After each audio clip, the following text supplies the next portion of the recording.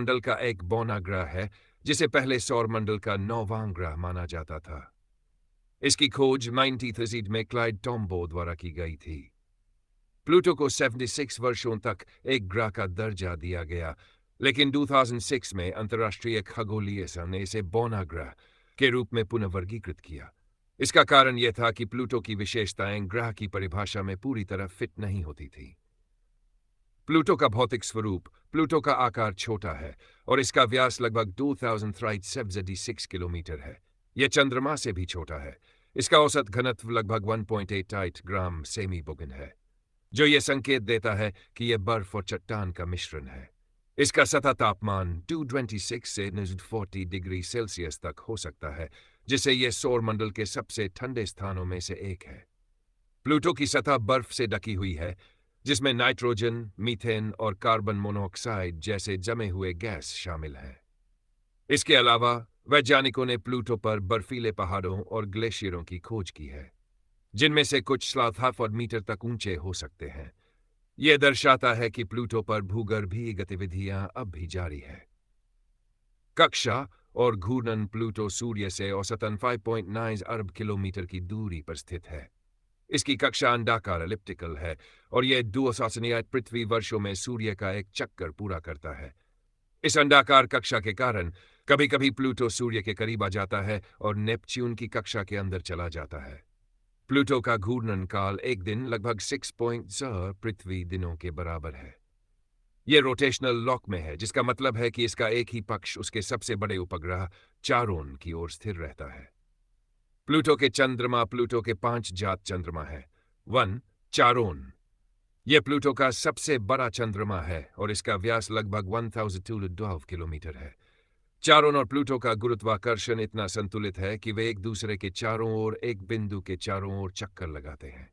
निक्स, hydra, सो, केरबेरोस, बाइव, Styx: इनमें चारोन के अलावा अन्य चंद्रमा छोटे और अनियमित आकार के हैं।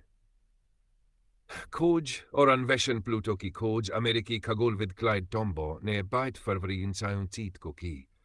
प्लूटो की खोज ने खगोल विज्ञान में एक नई दिशा दी, क्योंकि यह सौर मंडल के किनारे पर स्थित वस्तुओं के समूह, जिसे काइपर बेल्ट कहते हैं, का पहला ज्ञात सदस्य था।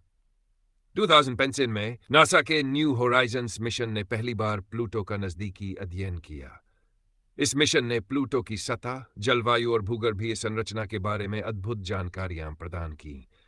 इसने यह भी दिखाया कि प्लूटो पर ग्लेशियर और नीले आसमान जैसे तत्व हैं। प्लूटो का ग्रह से बौने ग्रह में परिवर्तन: 2006 में आईएयू ने सौरमंडल में ग्रह की परिभाषा तय की।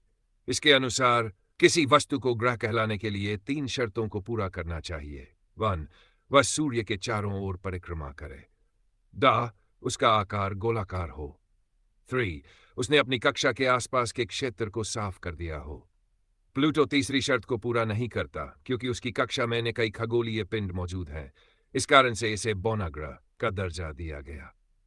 प्लूटो का खगोलीय महत्व: प्लूटो का महत्व खगोल विज्ञान में केवल इसकी संरचना या स्थिति के कारण नहीं है, बल्कि यह हमारे सौरमंडल की सीमाओं को समझने में भी मदद करता है। यह काइपर बेल्ट के अन्य पिंडों को समझने की कुंजी है। वैज्ञानिक मानते हैं कि काइपर बेल्ट में कई छोटे बर्फीले पिंड मौजूद हैं, जो सौर मंडल की उत्पत्ति के बारे में महत्वपूर्ण जानकारी प्रदान कर सकते हैं। सांस्कृतिक प्रभाव: प्लूटो का नामन पौराणिक कथाओं के अधोलोक के देवता प्लूटो के नाम पर रखा गया है। इस नाम को 11 वर्षीय वेनेटिया बर्नी ने सुझाया था। प्लूटो की पुनः वर्गीकरण की प्रक्रिया ने दुनिया भर में खगोल विज्ञान में रुचि बढ़ाई। कई लोग अब भी इसे 9वां ग्रह मानते हैं और इसे ग्रह के रूप में पुनः वर्गीकृत करने की मांग करते हैं। निष्कर्ष: प्लूटो सौरमंडल का एक अद्वितीय